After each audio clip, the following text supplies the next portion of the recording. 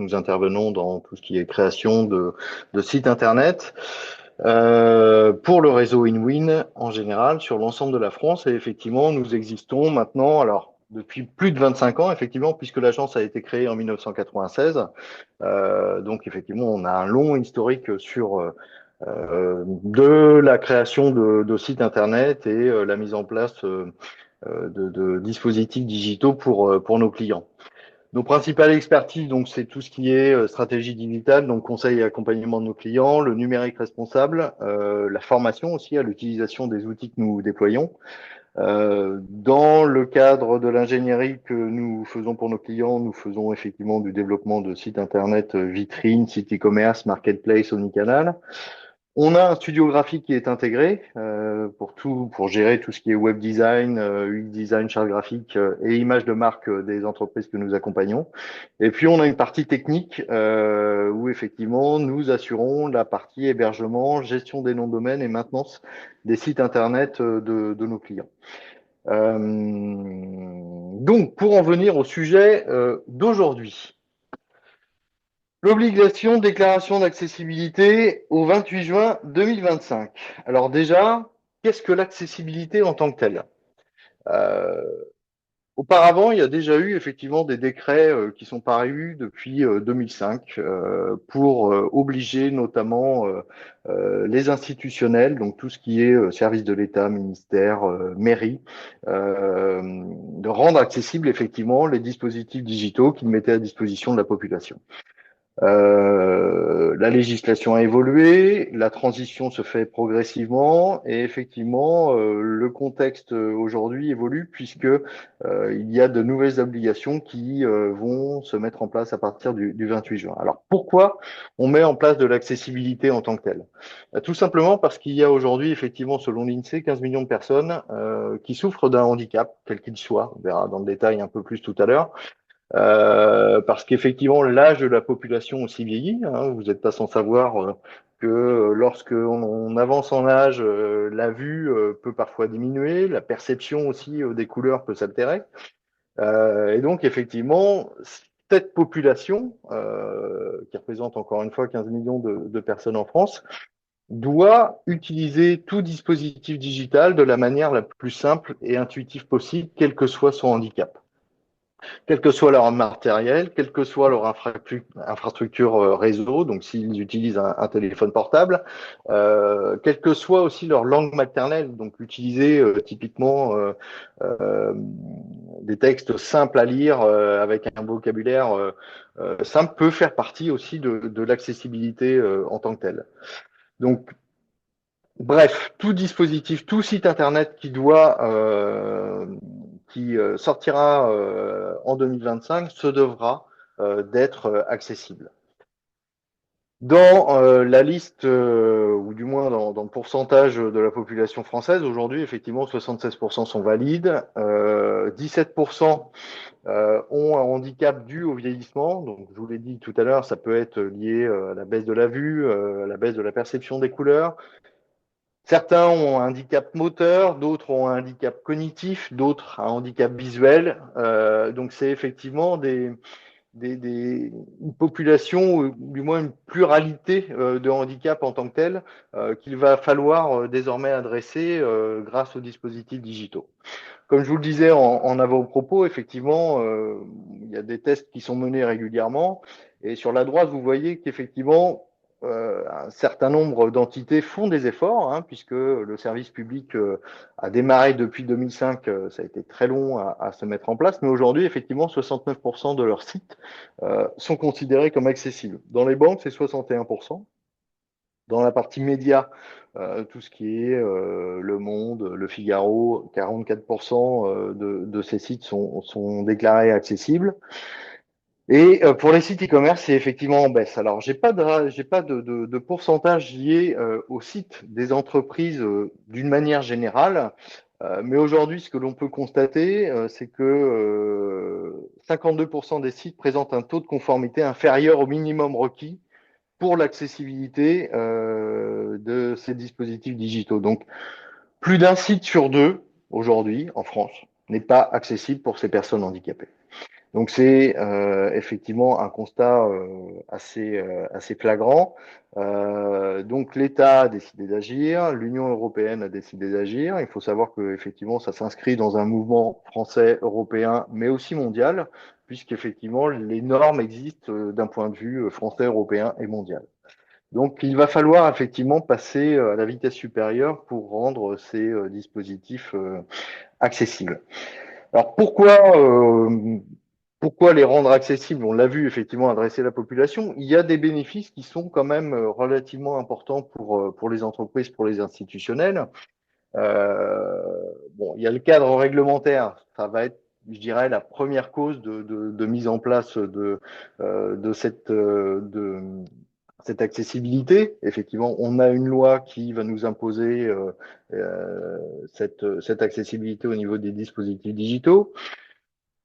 Néanmoins, et ça a un intérêt certain pour tout ce qui est usabilité effectivement de ce service. Tout simplement parce que lorsque l'on rajoute de l'accessibilité, que l'on tient compte de cette accessibilité dans les sites internet, eh bien c'est pratique pour les utilisateurs, c'est surtout utile pour les moteurs de recherche et potentiellement ça peut favoriser une indexation par Google et une meilleure visibilité de votre site internet par les moteurs de recherche. Il est, alors, Google ne communique pas aujourd'hui sur la prise en compte de ces critères, mais il est fort à parier que dans les prochains mois, de toute façon, une partie des critères de pondération de Google et de classement fera appel à l'usabilité en tant que telle d'un site web pour savoir si effectivement un site est facile à utiliser, qu'il respecte les normes d'accessibilité pour pouvoir potentiellement mieux le classer vis-à-vis des autres concurrents. Et puis effectivement, il y a tout ce qui est inclusion. Alors, pour des entreprises privées, se priver de 15 millions de personnes potentiellement, bah, c'est quand même assez dommage. Donc, ça peut faire partie d'adresser directement ces personnes qui disposent d'un handicap. Ça peut faire partie d'un plan RSE, c'est-à-dire qu'aujourd'hui, effectivement, beaucoup d'entreprises, alors les grandes entreprises incluent effectivement et disposent d'un plan RSE. Et dans ce plan RSE, l'accessibilité peut faire partie d'un des piliers qu'ils souhaitent adresser. Donc vous voyez, c'est vraiment une démarche globale. C'est bon pour votre business, c'est bon pour l'entreprise, c'est bon pour le classement. Et en plus, effectivement, ça fait partie, c'est une obligation qui va devenir légale à partir du 28 juin. Donc, à qui ça s'adresse? Globalement, auparavant, il y avait les institutionnels qui étaient visés et les entreprises qui réalisaient plus de 250 millions d'euros de chiffre d'affaires. Donc, à partir du 28 juin, ce sera pour toutes les entreprises qui disposent de plus de 10 employés ou celles qui réalisent un chiffre d'affaires de plus de 2 millions d'euros. Ce sera l'un et ou l'autre en tant que tel. Donc effectivement, ça concerne beaucoup plus d'entreprises, puisqu'auparavant le seuil était à 250 millions, et donc il va falloir adapter les futurs dispositifs, soit ceux existants, soit ceux qui vont sortir après la date du 28 juin. Donc elle impose effectivement des normes strictes pour les entreprises de plus de 10 employés. Ça s'applique à tout type de sites, e-commerce, services professionnels, sites gouvernementaux, applications aussi. Là, on traite que de la partie site internet en tant que tel, mais les applications et les documents qui devront circuler devront être accessibles le plus possible pour justement faciliter leur lecture et leur accès. Les sanctions seront appliquées à hauteur de 25 à 50 000 euros et ça peut être effectivement cumulatif. Vous pouvez être contrôlé une première fois, avoir un rappel à l'ordre et si dans les 3 à 6 mois vous ne vous êtes pas conformé à cette directive, il peut y avoir une nouvelle sanction, il peut y avoir une sanction qui peut être appliquée. Donc le délai d'application, je vous le disais tout à l'heure, le 28 juin 2025, c'est-à-dire qu'à partir de cette date, tout dispositif digital qui sortira devra avoir une déclaration d'accessibilité. Ça ne voudra pas dire, on verra dans le détail tout à l'heure, que le site soit 100% accessible, mais il devra disposer d'une déclaration d'accessibilité. Donc, il faudra créer effectivement une nouvelle page sur votre site Internet, à côté des mentions légales, à côté de la politique générale de confidentialité, pour fournir un certain nombre d'éléments sur l'accessibilité du dispositif de votre entreprise ou de votre institution. Donc, la mise en application réglementaire, auparavant, on avait euh, un ou deux organismes qui pouvaient faire des vérifications. On a beaucoup vu sur les sites e-commerce la DGCCRF intervenir pour des questions légales de vente en tant que telle. Mais là, effectivement, l'État a choisi de mandater la DGCCRF, l'ARCEP, l'ARCOM, la CPR, l'AMF et la Banque de France. Donc tous ces organismes auront la possibilité d'émettre des contrôles sur les sites internet, en tant que tels. Donc, comme je vous l'ai dit, 28 juin 2025, entrée en vigueur du dispositif pour les sites qui sortiront après cette date. Et ensuite, effectivement, si aujourd'hui vous disposez d'un site internet, j'imagine que c'est la plupart des cas, effectivement, vous devrez vous mettre en conformité d'ici le 28 juin 2030. Ça fait un petit peu comme le RGPD en fait, c'est-à-dire il y a une mise en application progressive, hein. Bien sûr, pour les sites existants, il y a un délai qui est mis en place, et l'important, c'est de prouver que vous avez intégré cette démarche et que vous êtes en capacité de prouver que vous avez fait des efforts pour atteindre un niveau de conformité de 50%. Hein, ce sera le seul minimum. Donc effectivement, cette nouvelle réglementation témoigne de l'engagement de la volonté de la France à garantir l'accessibilité numérique en promouvant les principes d'inclusion. Donc, qu'est-ce que l'on va retrouver dans cette accessibilité en fait en général? Donc vous avez, je vous donnerai dans le support, vous avez des liens vers les sites gouvernementaux qui expliquent très bien effectivement cette accessibilité, mais en résumé, cette nouvelle page déclaration d'accessibilité devra comprendre un état de conformité avec 3 états. Conformité totale, si tous les critères de contrôle sont respectés. Conformité partielle, si au moins 50% des critères de contrôle sont respectés. Et non-conformité, s'il n'y a pas de résultat d'audit, si vous avez moins de 50% des critères RGA qui sont respectés en tant que tels. Elle devra comprendre aussi cette page un signalement des contenus non accessibles. Alors ça peut être par exemple des vidéos, ça peut être des systèmes de formulaires, ça peut être des contrôles par reCAPTCHA, parce que il y a des contraintes techniques associées à ça. On le verra tout à l'heure dans les exemples. C'est difficile de rendre à 100% un site internet conforme, notamment lorsqu'ils utilisent des reCAPTCHA en tant que tel. Donc, il peut y avoir des contenus non accessibles, c'est pas grave, on le dit et on le déclare. Et dans cette page, le dernier point qui devra être mis à disposition, c'est un dispositif d'assistance et de contact. Donc, généralement, c'est un mécanisme accessible, adresse électronique ou formulaire, pour permettre à toute personne de vous envoyer une notification comme quoi, effectivement, vous avez éprouvé des difficultés sur telle ou telle page de votre site internet, et vous avez un devoir effectivement de réponse à cette personne pour lui fournir soit une assistance téléphonique, soit lui fournir une autre procédure pour remplir un formulaire ou passer une commande. Vous aurez aussi un dernier point, c'est la mention de la faculté pour la personne concernée de saisir le défenseur des droits, un petit peu comme le droit à la consommation. Donc il faudra mentionner effectivement ce défenseur des droits avec ses coordonnées pour que l'internaute puisse la saisir et mentionner les difficultés qu'elle a eues si vous n'avez pas fourni de réponse à cette personne. Donc encore une fois, ça s'inscrit dans le même esprit que le RGPD auparavant. Il faut fournir des preuves de bonne foi, de bonne volonté concernant ces éléments-là. Alors, sur quoi la validité ensuite de la déclaration d'accessibilité? Il faut savoir vous le savez, vous gérez des sites internet. Un site internet, ça bouge. Ça bouge parce qu'il y a une refonte, ça bouge parce qu'il y a de l'ajout d'actualités et d'informations au sein du site, ça bouge parce que vous déclarez un nouveau service ou un nouveau produit que vous souhaitez, que vous mettez à disposition de vos clients. Donc effectivement, cette déclaration d'accessibilité est faite à un instant T et n'est valable que pendant un laps de temps. Donc, elle doit être mise à jour à la date de modification substantielle ou de la refonte du site concerné. Si effectivement vous remplacez votre site A par un nouveau site Internet, ben, il faudra refaire cette déclaration et vérifier les critères d'accessibilité en tant que tels. Ou 3 ans après la date de publication, donc elle est vraiment valable 3 ans en tant que telle s'il n'y a pas d'évolution majeure au niveau du dispositif, ou 18 mois après la date de publication d'une nouvelle version du référentiel RGA qui sert à l'accessibilité.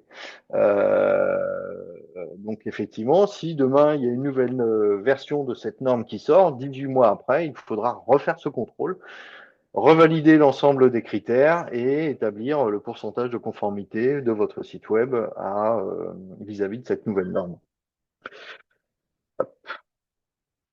Donc effectivement, il est vraiment souhaitable de mettre à jour cette déclaration d'accessibilité au fur et à mesure des mises à jour de votre site Internet. Pour ce faire, c'est ce que je vous disais tout à l'heure, vous avez différentes ressources, quelques exemples en tant que tels qui permettent d'avoir des modèles de déclaration. Et l'État, effectivement, comment dire, dans son processus d'accompagnement des entreprises, met un certain nombre de ressources à disposition. Il y a notamment ara.numérique.gouv.fr qui est un site internet dédié aux audits en tant que tel pour justement permettre d'auditer l'ensemble des critères d'un site internet. Il faut savoir que c'est une liste de 106 critères qu'il faut respecter et qu'il faut auditer et noter dans une grille en tant que tel. Donc effectivement, c'est un travail relativement fastidieux et cet audit doit s'appliquer aussi bien aux pages d'accueil, à la page d'accueil de votre site internet, aux pages de contenu, aux formulaires de contact dans la page contact, mais aussi aux fiches produits, aux pages catégories en tant que telles, s'il s'agit d'un site e-commerce.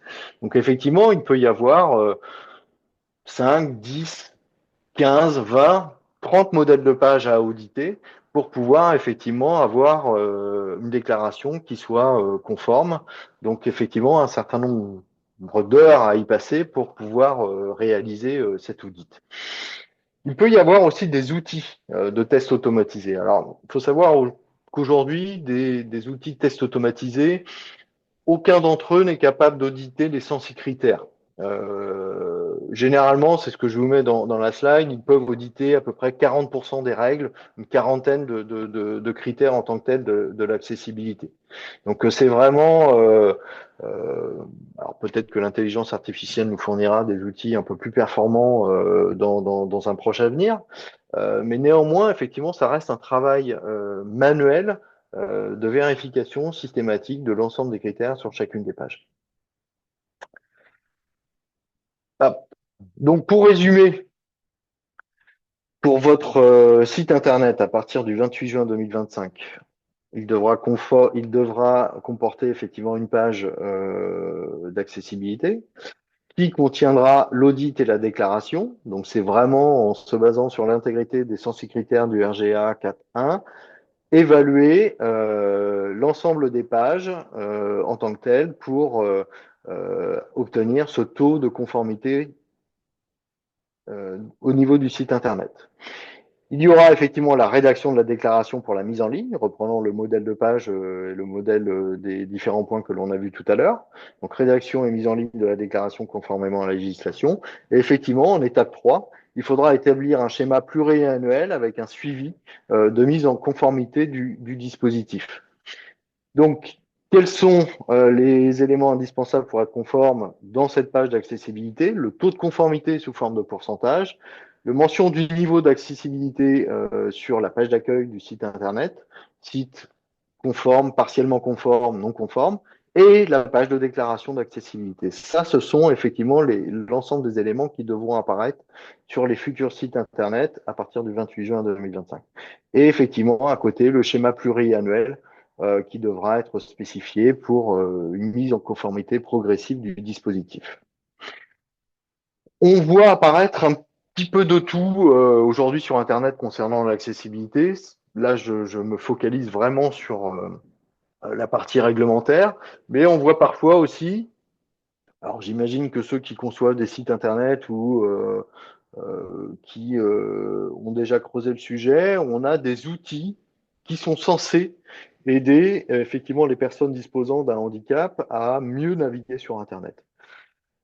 Il faut savoir que ce type d'outils ne sont que des béquilles, entre guillemets. Pour les personnes qui souffrent d'un handicap visuel, vraiment une cécité complète, généralement, ces personnes-là sont équipées d'une part d'un clavier braille directement intégré à leur ordinateur qui supplante le clavier classique, et d'autre part d'une vocalisation de l'ensemble des textes, en fait. Donc, ces personnes-là qui disposent de ce type de handicap sont déjà équipées. En aucun cas, ce type de béquille, iAble, WordPress Accessibility Helper, OneClick Accessibility et tous les autres ne peuvent se substituer à des dispositifs comme ça qui sont directement intégrés par les personnes disposant d'un handicap. Ça peut être un petit plus, mais ça ne résoudra pas effectivement le problème de créer sur votre site internet une page d'accessibilité, de rédiger, d'auditer les 106 critères et de rédiger cette fameuse page. Ça peut être un petit plus, mais encore une fois, ça ne résout en rien le problème d'accessibilité d'un site internet qui serait mal conçu, en fait, tout simplement. Donc quelques exemples effectivement sur l'accessibilité en tant que telle. On a des choses intéressantes comme les bandeaux des cookies. Voilà, c'est bien les cookies. On a mis en place le RGPD. Ça permet de demander l'autorisation à l'internaute de collecter un certain nombre de données en fonction de ses choix. C'est parfait. Sauf que pour l'accessibilité, en fait, une personne qui va vouloir naviguer au clavier, il faut que ce soit bien intégré, puisqu'effectivement, cette page ou ce pop-up apparaît en première instance et peut paradoxalement bloquer l'accès à l'information s'il est mal conçu, en fait, tout simplement. Donc c'est une histoire de focus de la fenêtre de votre navigateur. Si le focus n'est pas bien positionné sur les deux ou trois boutons qui composent cette bannière de cookie, et que la personne n'a aucune vocalisation pour savoir si elle est sur tel ou tel bouton ou telle option, bah, elle ne pourra pas savoir qu'elle doit valider une information avant d'accéder au site internet qui généralement se trouve en arrière-plan. Donc ça c'est des points primordiaux, effectivement, et vraiment très bloquant pour les personnes qui souffrent d'un handicap et qui naviguent au clavier. Il faut vraiment s'assurer que cette partie-là soit bien accessible et répondre aux conformités. Les formulaires. Alors, sur les formulaires, effectivement, c'est une des principales difficultés aussi des internautes qui disposent d'un handicap. Il faut que les champs, les libellés des champs soient au-dessus ou à côté en tant que tels pour que, notamment lors de la vocalisation et la lecture de ces formulaires, eh bien, l'outil puisse lire correctement, voilà, le label prénom, en lui indiquant le champ derrière, le label nom et le label courrier. Donc visuellement, ça peut être quelque chose qui peut paraître conforme, mais quand on va gratter ensuite, quand on va regarder le code du site internet ou le code du formulaire de contact, typiquement, on s'aperçoit que dans 50% des cas, les labels sont soit mal positionnés, soit ne sont pas présents ou sont présents dans la case en tant que telle directement, et la vocalisation ne pourra pas, pour le coup, être opérationnel et indiquer à la personne qu'il faut rentrer son prénom dans tel champ. Donc ça, c'est des choses aussi importantes que l'on surveille et qui sont auditées lors de l'audit d'accessibilité. Là, on a un point un peu plus problématique. C'est le cas des reCAPTCHA. Donc les reCAPTCHA, c'est très très bien.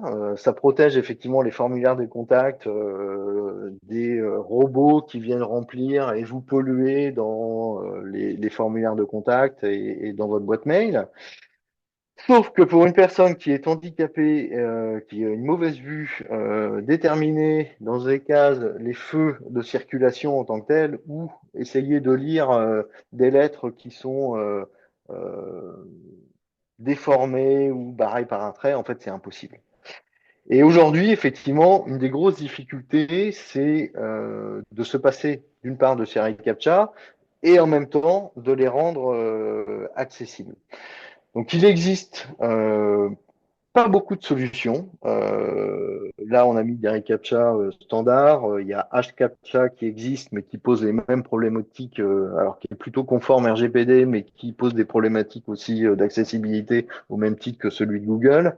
Voilà, on n'a pas encore trouvé de solution miracle pour les rendre efficaces et accessibles. Je pense que ça va continuer à évoluer. On va voir apparaître de nouveaux systèmes justement pour prendre en compte ces problématiques. Alors, on a à chaque fois un petit paramètre audio, notamment pour ceux de Google, qui permettent d'expliquer. Mais je suis pas sûr qu'une personne qui soit complètement malvoyante puisse bien sûr cocher les bonnes cases pour passer le test et faire en sorte de faire sa demande de contact. Donc, des solutions vont arriver prochainement et on trouvera les parades nécessaires. Autre point bloquant concernant l'accessibilité des sites internet, c'est tout ce qui est pop-up dynamique et publicité, mais ça rejoint les mêmes problématiques que la partie, je dirais, euh, cookies et RGPD. Donc effectivement, ces fenêtres surgissantes qui apparaissent en fonction de la navigation de l'internaute, si à un moment donné, elles sont mal conçues, c'est simplement une image qui apparaît, il n'y a aucune description, il n'y a aucun bouton d'action qui sont associés ou simplement la croix, mais qui n'est pas explicite pour la personne malvoyante. Typiquement, ça va lui poser un gros problème, comme c'est le cas sur le site de la Redoute. Pas actuellement, mais ce fut le cas pendant un certain temps. Donc effectivement, c'est dommage. La Redoute se privait potentiellement d'un pourcentage de personnes disposant d'un handicap d'un point de vue business. Ça peut être gênant. Donc effectivement, ces pop-up publicitaires, ces pop-in sont généralement à proscrire. Il faut trouver d'autres astuces pour pouvoir faire en sorte de solliciter les internautes en tant que tels qui voudraient passer sur votre site internet pour passer une commande. Donc en conclusion, il y a ces nouvelles normes qui sont à prendre en compte donc à partir du 28 juin. En tout cas, dans notre agence, on a sensibilisé l'ensemble des parties prenantes, que ce soit les infographistes, que ce soit les chefs de projet, que ce soit les développeurs, pour prendre en compte cette accessibilité et faire en sorte que les taux de conformité des sites Internet que nous allons sortir en 2025 soient supérieurs à 50%. Encore une fois, la règle, c'est avoir une page de déclaration qui stipule effectivement le taux de conformité ou qu'elle n'est pas conforme et pour quelles raisons et pourquoi. Euh, donc c'est vraiment cette obligation qu'il faut que vous reteniez. Après, effectivement, si votre site internet aujourd'hui n'est pas conforme et ne répond pas à ces critères-là, c'est pas grave. Il suffit de mettre en place un schéma pluriannuel, comme on le voyait tout à l'heure, pour prouver que vous êtes dans une démarche d'amélioration continue au même titre que le RGPD. Donc c'est vraiment important de mettre en place cette démarche-là. Ce sera encore une fois bon pour votre business, bon potentiellement pour votre image, pour le SEO, et ça vous permettra de continuer à développer votre activité euh, le mieux possible. On va peut-être passer aux questions-réponses. Oui, tout à fait, Sylvain. Voilà. Merci Sylvain pour cette intervention. Non, Et bah, avec plaisir. du coup, en fait, vous allez pouvoir en fait poser directement vos questions donc à partir du chat.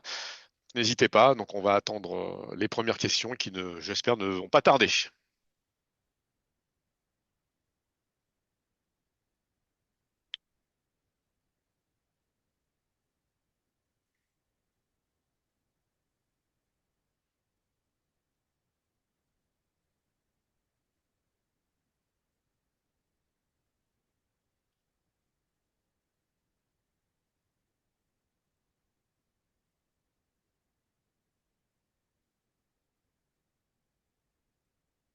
Alors, j'ai été très très clair, comme d'habitude.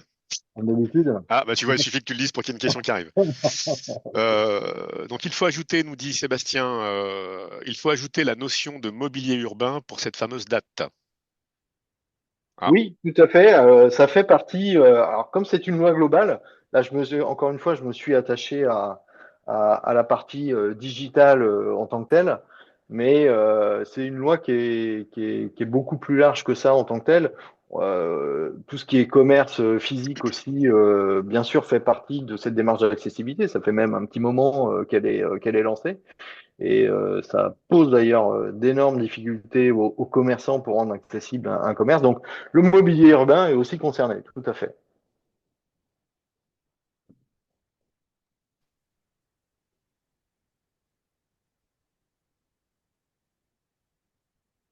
alors, on a une question de Brice. Je viens de refaire mon site internet récemment. Est-ce qu'il y a le besoin de le restructurer entièrement, mon site? Alors, non, encore une fois, ce qui importe dans un premier temps, c'est cette déclaration d'accessibilité en tant que telle. Alors, encore une fois, tout dépend comment a été conçu le site internet, si un certain nombre de règles ont été respectées. Il va falloir l'auditer, obtenir ce taux de conformité en tant que tel, rédiger la page des mentions d'accessibilité et mettre en place un schéma pluriannuel d'amélioration. Encore une fois, l'obligation concerne cette déclaration d'accessibilité. Et pour les sites Internet existants, vous avez jusqu'en 2030 pour vous mettre en conformité avec le dispositif. Donc il y a pas d'obligation pour les sites existants, mais prévoir en tout cas justement ce cheminement pour prévoir cette accessibilité. Ok, merci Sylvain. Donc n'hésitez pas, hein, donc le chat est à votre disposition pour que vous puissiez poser vos questions ou participer donc à la conversation.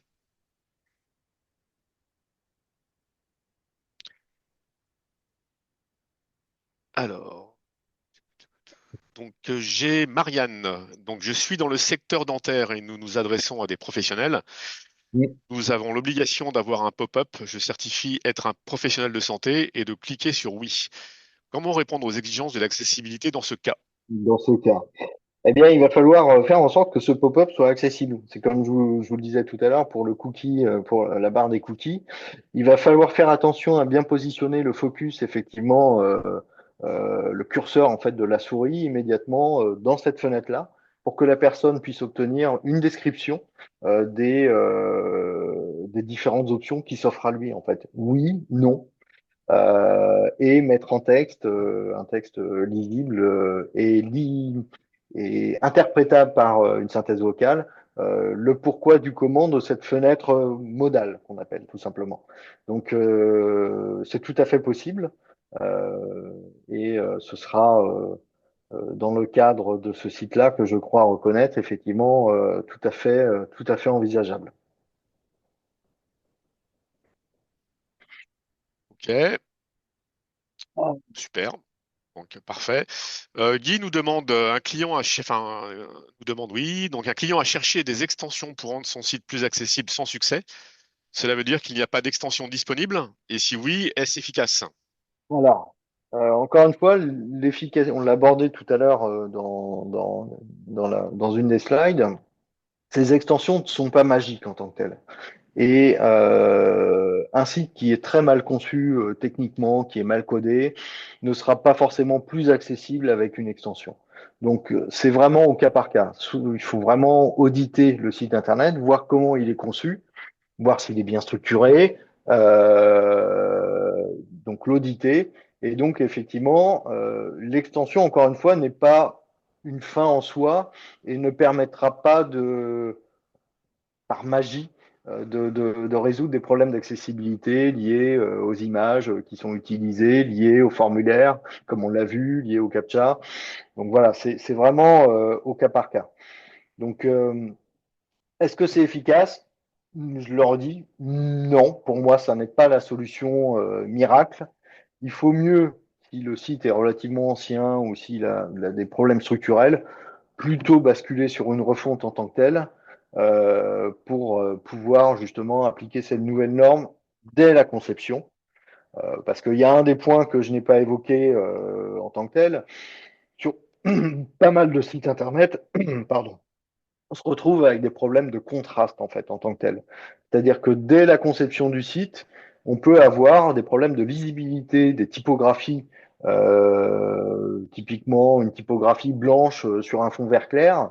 Effectivement, vous avez un problème de lisibilité en tant que tel qui est indéniable. Donc une personne qui est daltonienne ou qui a des problèmes de perception ou qui potentiellement est dyslexique n'aura pas suffisamment de ratio et de visibilité sur ces typos pour pouvoir lire efficacement le site internet et les contenus. Donc, il y a beaucoup de facteurs qui rentrent en ligne de compte et c'est vraiment à chaque fois du cas par cas sur les dispositifs. Donc, nous, on s'est formé depuis maintenant 2 ans. Il n'y a pas de label qui existe encore en tant que tel qui permette de dire qu'une agence dispose de l'ensemble des diplômes ou des accréditations nécessaires pour réaliser des audits. En tout cas, on s'est formé durant ces 2 dernières années. On va sûrement y retourner encore, puisqu'effectivement, ça englobe l'intégralité des personnes qui travaillent sur les dispositifs digitaux. Mais voilà, c'est vraiment à la base un problème de conception du dispositif, un problème aussi dans les écoles aujourd'hui où les personnes se forment, que ce soit les infographistes, les développeurs ou les chefs de projet, ils abordent un petit peu plus l'aspect accessibilité, mais c'est encore trop, c'est parcellaire et c'est plutôt survolé. Donc effectivement, on se doit de renforcer nos compétences dans ce domaine-là, tout simplement. Ok, Donc les merci. extensions, non, c'est pas la panacée, loin de C'est pas là. la panacée. Ok, donc du coup, n'hésitez pas à saisir vos questions. Moi, j'ai une question du coup, Sylvain.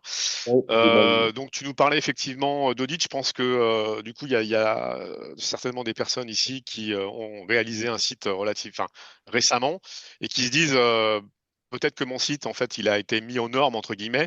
Donc, ma question, c'est est-ce qu'on a une idée un petit peu du coût d'un audit, en fait, Alors, pour mesurer un petit peu l'ampleur, je dirais, des ajustements à réaliser. du travail.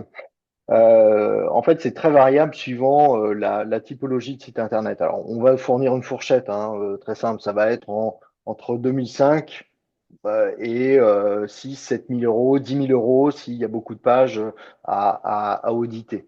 En fait, des sites institutionnels sont très lourds. J'avais mis un exemple tout à l'heure sur le site de la ville d'Angers.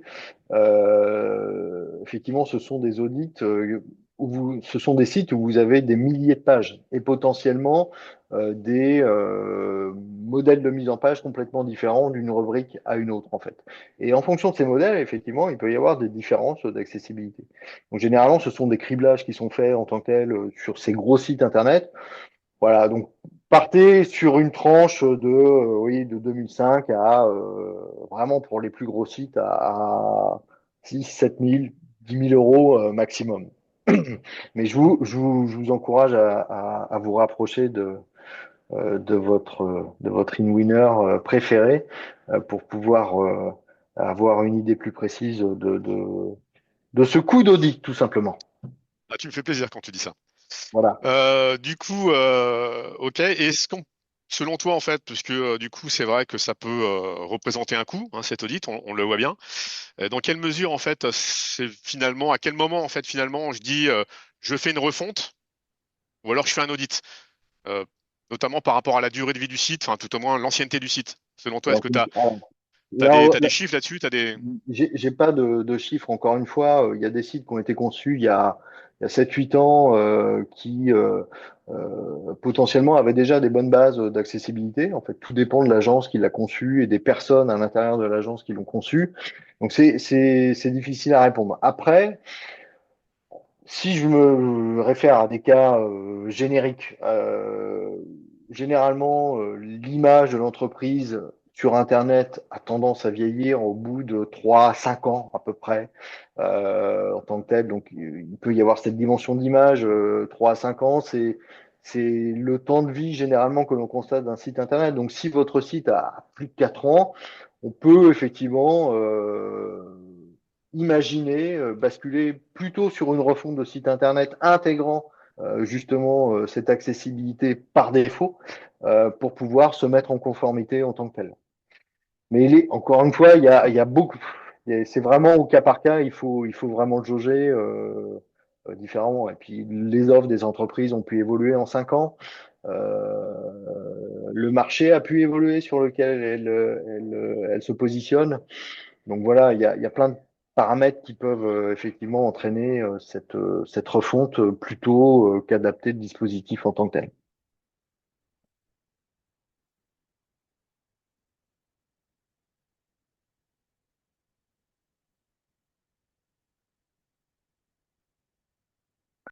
Alors, est-ce qu'il y aura un impact sur le référencement?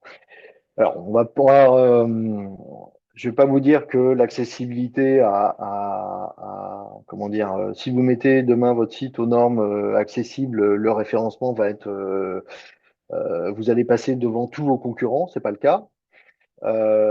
Néanmoins, effectivement, dans les critères d'accessibilité, il y a un certain nombre de bonnes pratiques qui plaisent à Google. La description des images, la bonne structuration des pages en tant que telle pour la navigation au clavier, pour la lecture des différents titres. Donc effectivement, on retrouve comment dire, une imbrication quelque part des bons paramètres de référencement d'un site, des bons critères de conception d'un site Internet avec effectivement les paramètres d'accessibilité. Donc ce qui est sûr, c'est que ça ne nuira pas. Ça, c'est évident. Donc ça ne peut être qu'un plus pour justement le positionnement de votre site Internet.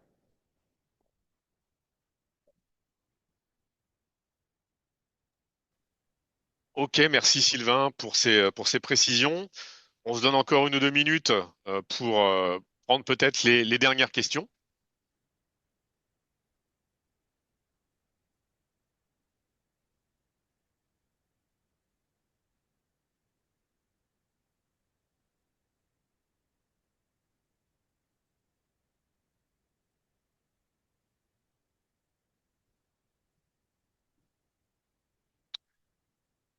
Bah, écoute, Sylvain, je crois que tu as été très très C'est clair. formidable.